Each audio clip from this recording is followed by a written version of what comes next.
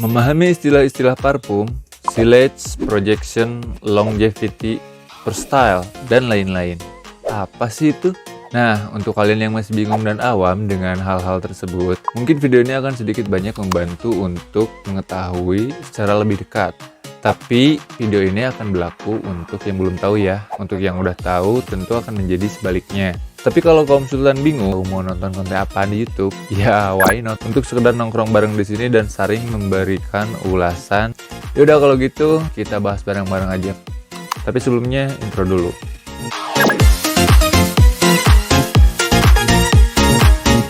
Selain ketiga istilah barusan tuh masih banyak lagi, tapi biar gampang kita bahas satu persatu aja dulu kalau kayak gitu. Dimulai dari yang pertama ada silage. Apa sih itu silage? Silage itu merupakan istilah yang digunakan untuk menggambarkan jejak pewangian yang ditinggalkan oleh si pemakai parfum. Misalkan pada suatu momen kalian tuh pernah papasan gitu kan sama seseorang yang udah pakai parfum kayak gitu. Terus pada saat momen yang bersamaan si orang itu udah lewat dari jarak beberapa meter atau hampir mungkin si orang itu udah nggak ada gitu. Terus kalian hanya bisa nyium wanginya gitu tanpa lihat orangnya tuh udah di mana gitu. Tapi wanginya masih tertinggal di tempat yang kalian cium gitu. Nah jadi intinya sih simpelnya silage ini adalah peninggalan.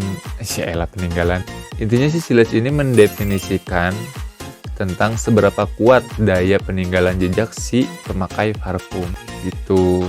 Nah umumnya ketahanan dari silage di kebanyakan parfum itu kurang lebih rata-rata adalah sekitar 5 detik, walaupun ada juga sih yang lebih. Tapi ya umumnya segituan lah ya. Tergantung merek parfumnya juga gitu. Jadi silage bisa diibaratkan juga layaknya riak air yang ditinggalkan oleh perahu saat bergerak. Nah dia kan jadi saat si perahu gerak itu di laut, dia kan suka nyisain suka ninggalin kayak putih-putih gitu riak-riak airnya. Nah kalau di parfum itu namanya silage gitu, kalau di manusia tuh. Oke, next. Oke, yang kedua. Poin yang kedua ini ada projection. Projection tuh bisa diartikan seberapa jauh aroma wangi yang memancar dari kulit kamu dan bagaimana wangi tersebut bisa dirasakan oleh orang lain di sekitar kamu. Simpelnya sih projection itu tentang seberapa jauh dan kuat parfum tersebut bisa memancarkan daya wanginya terhadap lingkungan sekitar gitu. Misalkan 2 meter, 3 meter, 4 meter, atau mungkin lebih ya, tergantung merek parfumnya itu sendiri gitu. Contoh kasusnya kayak gini. Misalkan kamu lagi pakai parfum gitu. Terus ada yang nyium parfum kamu dengan jarak 2 meter. Nah itu tandanya parfum kamu memproyeksikan daya pancarnya tuh sampai jarak 2 meter. Umumnya sih kekuatan projection tuh rata-rata bekerja di awal penyemprotan dan bertahan 1 sampai 3 jaman lah gitu kalau projection. Lagi-lagi tergantung mereknya. Kalau bagus sih bisa lebih gitu projectionnya. Tapi umumnya biasanya segituan lah. Oke. Next. Dan selanjutnya masih ada longevity. Ini masih nggak beda jauh sih sama yang tadi, cuman kalau yang ini tuh lebih bisa diartikan seberapa lama secara keseluruhan. Intinya sih jadi longevity itu seberapa lama wangi itu tetap nempel di badan atau baju lo kayak gitulah. Jadi longevity itu umumnya kalau di kulit sih dia bertahan sampai 4 sampai 8 jam plus lah. Tergantung mereknya juga. Kalau bagus ya mungkin bisa sampai berhari-hari nggak hilang. Di bawah mandi kadang masih nempel di kulit, apalagi di baju biasanya itu bisa lebih lama. Kalau di baju tuh biasanya bisa lebih lama daripada di kulit. Next. Nah selanjutnya masih ada versatile. Nah versatile tuh apa sih? Jika diterjemahin ke dalam bahasa Indonesia tuh artinya tuh kayak serbaguna gitulah ya. Dalam dunia parfum tuh versatile tuh bisa diartikan seberapa banyak situasi dan kondisi di mana parfum tersebut bisa cocok digunakan dalam segala situasi. Jadi semakin versatile suatu parfum itu artinya semakin banyak kondisi dan situasi yang cocok untuk menggunakan parfum tersebut. Nah, misalkan ngantor, outdoor, siang, malam, musim dingin, musim panas, lagi main layangan.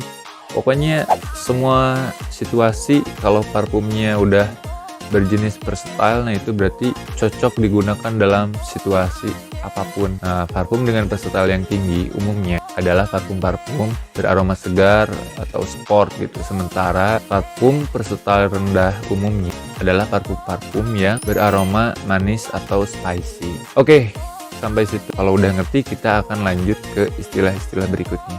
Nah, selanjutnya ada scan. Nah, scan itu bisa diartikan secara harfiah, artinya adalah mengharumkan dalam dunia parfum. Scan juga bisa diartikan seberapa enak atau seberapa uniknya keharuman dari parfum tersebut. Gitu. Jadi kalau ada kasus orang nanya, parfum ini scannya kayak gimana sih? Atau ini tuh, itu tuh sama aja kayak, parfum ini wanginya apaan sih? Gitu. Arahnya pokoknya scan itu nanya tentang apa ya? Wanginya kayak gimana sih gitu. Scannya kayak gimana sih parfum ini gitu. Next juga masih ada compliment. Nah, kalau compliment tuh semacam pujian gitulah. Artinya beberapa banyak pujian yang kamu dapatkan saat menggunakan sebuah parfum.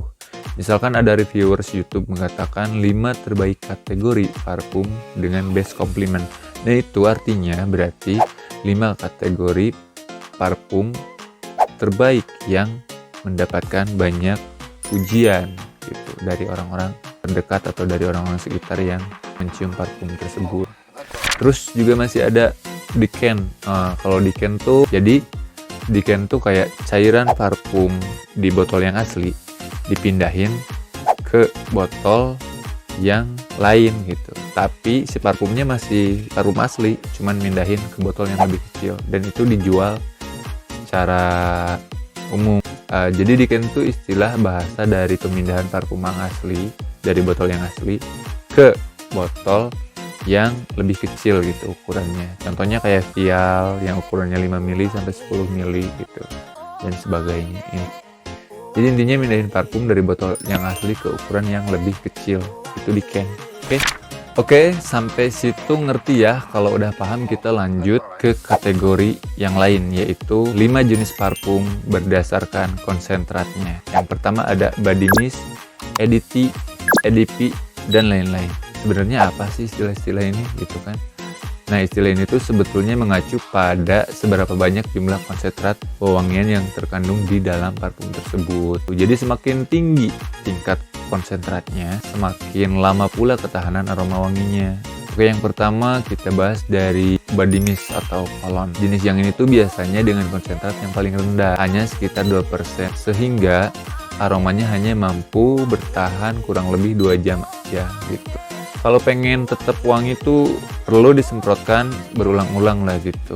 Cepet habis lah intinya wanginya gitu. Tapi kan harga dengan kategori yang kayak gini tuh biasanya mudah didapat di minimarket terdekat.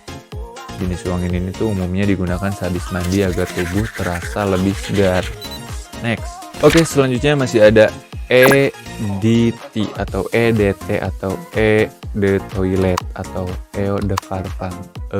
Bebas lah, pokoknya itu aja. Istilah EDT ini diambil dari bahasa Prancis, artinya tuh Faire sa toilette gitu, yang artinya getting ready. Mungkin maksudnya karena pilihannya yang paling ideal di segala suasana. Aromanya yang ringan biasanya tidak terlalu tajam dan cocok digunakan pada setiap kesempatan. Tapi tergantung merek kan, ini hanya umumnya saja. Kadar senyawa aromatiknya 5-15%, sehingga ketahanan aromanya tergolong cukup lama, mampu bertahan hingga sampai 6 jam gitu, kurang lebih. Ini umumnya ya, contohnya misalkan parfum Dior Sauvage yang EDT. Itu biasanya dibanderol sampai 400.000 hingga 1 jutaan lebih. Terus di berikutnya tuh ada EDP atau Eau de Parfum. Nah, kalau yang ini tuh alkoholnya rendah karena mengandung esen EDP yang cukup tinggi, yaitu sekitar 15-20%. Oleh sebab itu aroma wangi EDP cukup kuat dan tahan lama, sehingga lebih sesuai digunakan pada malam hari, terutama untuk menghadiri acara-acara formal. Tapi tidak 100% benar harus dipakai di malam hari, itu hanya biasanya aja. Lagi-lagi tergantung merek parfumnya. Oke, selanjutnya ada Pure Parfum. Nah, Pure Parfum ini dikenal juga sebagai Extrait de Parfum, yang merupakan parfum murni atau biangnya parfum. Parfum ini memiliki konsentrat aromatik paling tinggi di antara semua jenis wewangian yang sebelumnya gitu, yaitu sekitar 25-50% umumnya. karena kadar wanginya memiliki ketahanan aroma yang paling lama, yaitu 10 sampai 12 jam plus. Dibanding jenis parfum lainnya, Extrait de Parfum umumnya diproduksi secara terbatas dan tergolong yang paling mahal di antara parfum-parfum lainnya. Harganya bisa mencapai jutaan rupiah, bahkan lebih gitu. Contohnya misalkan ada Blue de Chanel. Oke, mungkin di episode kali ini cukup sekian dulu. Mudah-mudahan kontennya bermanfaat atau mudah-mudahan bisa menambah wawasan dalam istilah dunia wewangian gitu. Kalau gitu, untuk teman-teman yang udah lebih tahu, mungkin mau nambahin istilah-istilah parfum lainnya, boleh tulis komentar di bawah. Sekalian kita ulas bareng-bareng. Oke, sekian.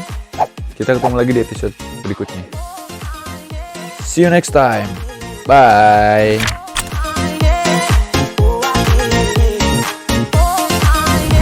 Tampilan acak-acakan boleh, tapi wangi itu wajib.